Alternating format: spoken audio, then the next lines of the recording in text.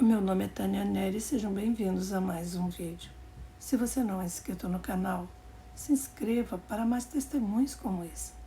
E não esqueça de deixar o seu like.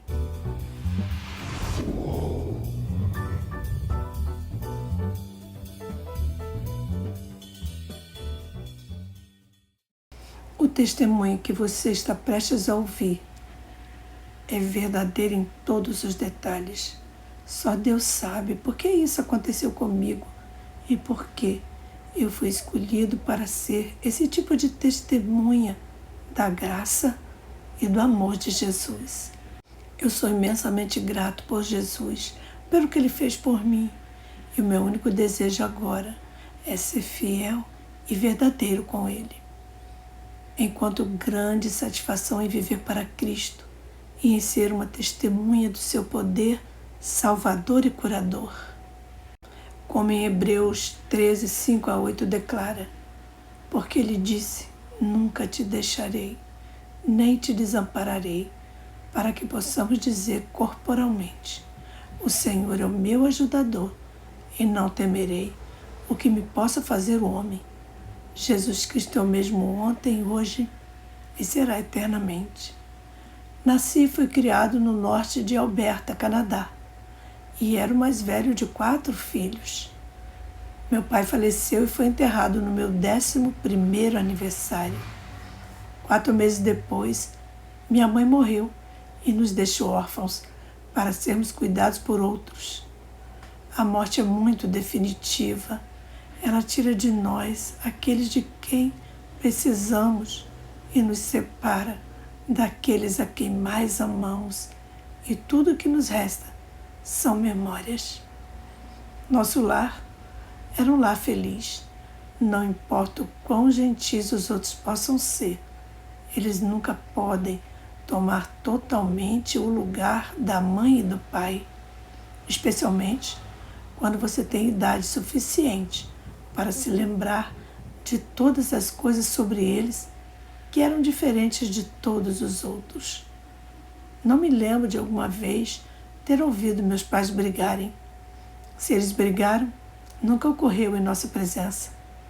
Tenho certeza de que eles se amavam e sei que eles nos amavam. O pai da minha mãe, meu avô, era professor e pastor luterano da antiga escola de cavaleiros itinerantes. Todos eram pioneiros em um sentido muito real. Quando crianças, entendíamos o que a palavra obediência significava. A confirmação na igreja luterana nós aceitamos como parte essencial da nossa educação. Após a morte de minha mãe, fui morar com o irmão dela, o tio Sam, e a tia Júlia. Ela era uma pessoa muito boa e me tratava como filho. Sempre serei grato a ambos pela gentileza e o amor que eles tiveram comigo. Conforme a vida foi passando, muitas coisas mudaram. Deus se move de maneiras misteriosas. No ano do meu aniversário de 18 anos, um amigo muito próximo e vizinho, Finn Brook, e sua esposa deixaram o Canadá e se mudaram para Portland, Oregon. A senhora Brook ficava doente a maior parte do tempo e, sem dúvida, eles pensaram que uma mudança a ajudaria fisicamente. Com o passar do tempo, ouvimos que eles haviam se tornado muito religiosos. Estavam indo à igreja todas as noites. Ouvi que a senhora Brook tinha sido curada pelas orações e muitas outras coisas que eram difíceis de acreditar, conhecendo-os como eu os conhecia. Então, quando a colheita foi feita e a temporada de debulha acabou, um amigo meu e eu decidimos vir para Portland e ver por nós mesmos do que se tratava. Certamente, nesse ponto da minha vida, Deus estava dirigindo meus passos. Por várias razões, eu tinha me tornado muito duro e crítico de todas as religiões. Embora eu não vá tomar o tempo ou espaço aqui para entrar nessa parte da história. A Bíblia diz que Deus é amor. Isso eu sei, que certamente é verdade, E é bem possível que nenhuma inteligência humana jamais compreenderá a magnitude do amor de Deus até que estejamos vivendo com Ele na eternidade. Nesse ponto da minha vida, meus passos estavam sendo direcionados para a mesma coisa que eu estava tentando tanto evitar. Meu amigo e eu deixamos o Canadá, fomos para Oregon para ver por nós mesmos. E em 24 de novembro de 1923, chegamos à casa de Brooke, em Portland. Descobrimos que tudo o que ouvimos era verdade. Eles nos disseram que aceitaram a Cristo como seu Salvador e que a senhora Brooke o fez por meio de oração e fé. Eles certamente eram um homem e uma mulher transformados. Ouvi a história deles e fiquei muito impressionado.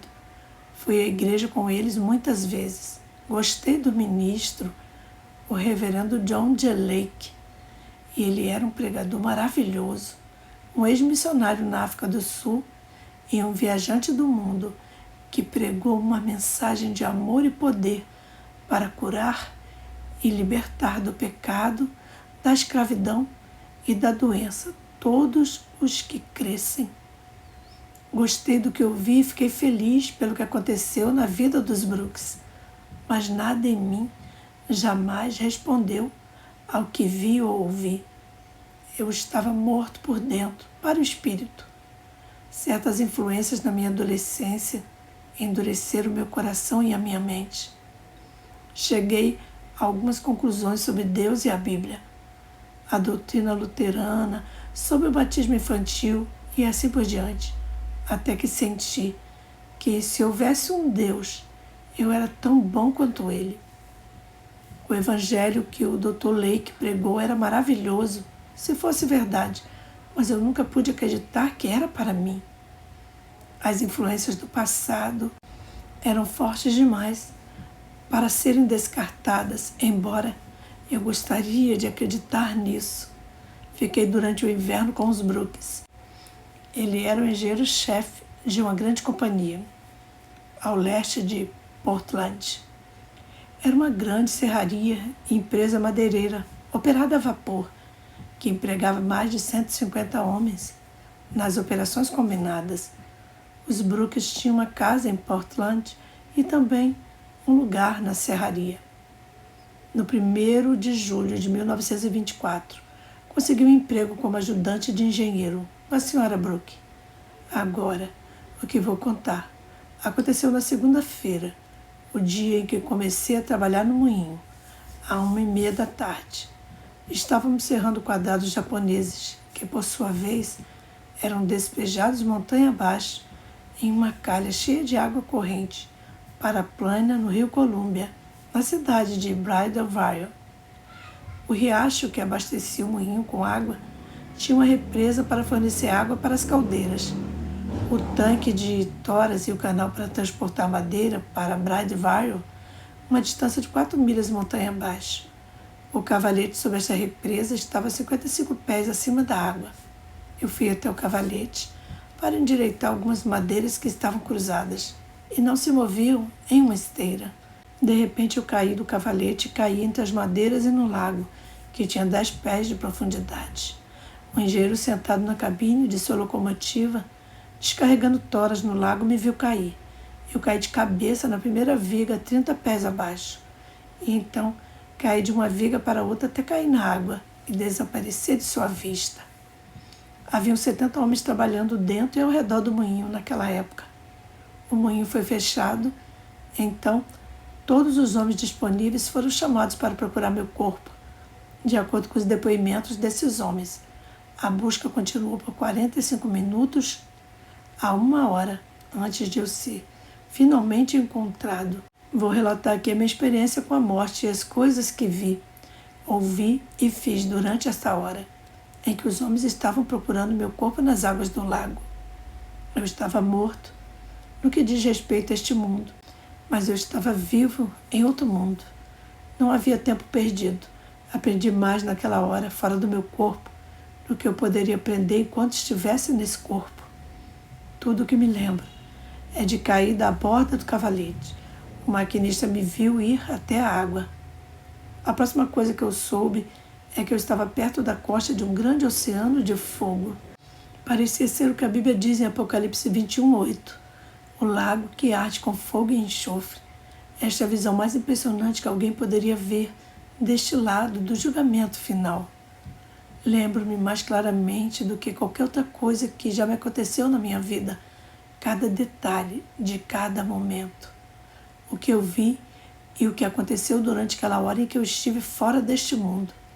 Eu estava a alguma distância dessa massa ardente, turbulenta e rolante de fogo azul. Até onde meus olhos podiam ver, era exatamente o mesmo, um lago de fogo e enxofre. Não havia ninguém nele. Eu não estava nele. Vi outras pessoas que conheci que morreram quando eu tinha 13 anos.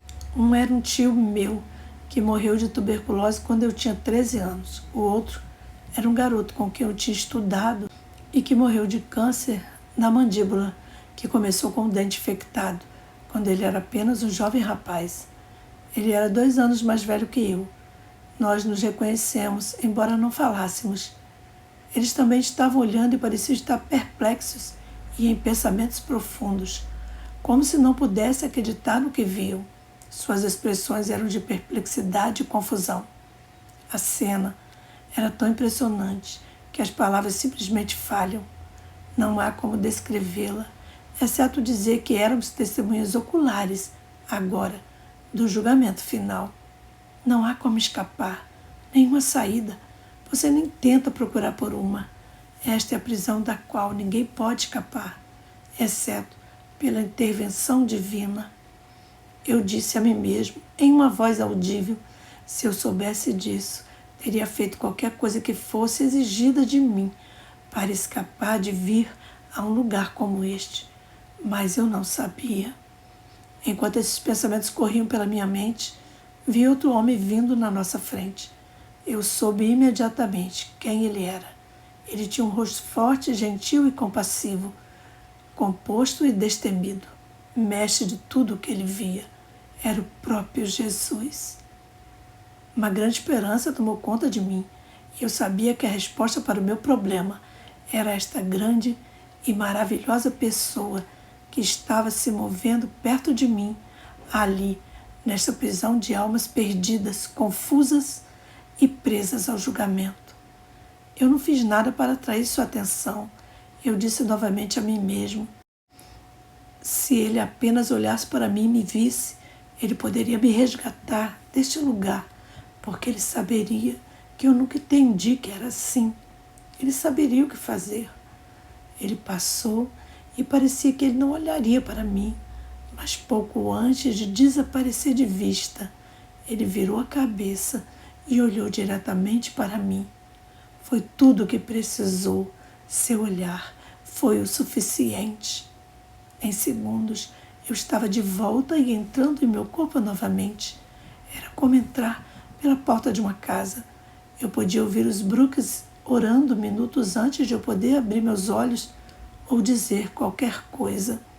Eu podia ouvir e entendi o que estava acontecendo. Então, de repente, a vida entrou em meu corpo e eu abri meus olhos e falei com eles. É fácil falar e descrever algo que você viu. Eu sei que há um lago de fogo porque eu vi. Eu sei que Jesus Cristo está vivo na eternidade. Eu o vi. A Bíblia declara em Apocalipse 1, do 9 ao 11, eu, João, fui arrebatado em espírito no dia do Senhor e ouvi atrás de mim uma grande voz como de trombeta dizendo: eu sou o Alfa e o Ômega, o primeiro e o último, e o que vês, escreve num livro. Entre muitas coisas que João viu, ele viu o julgamento e ele o descreveu em Apocalipse 20, como ele o viu. Em Apocalipse 21:8, João diz que viu o lago que arde com fogo e enxofre. Este é o lago que eu vi.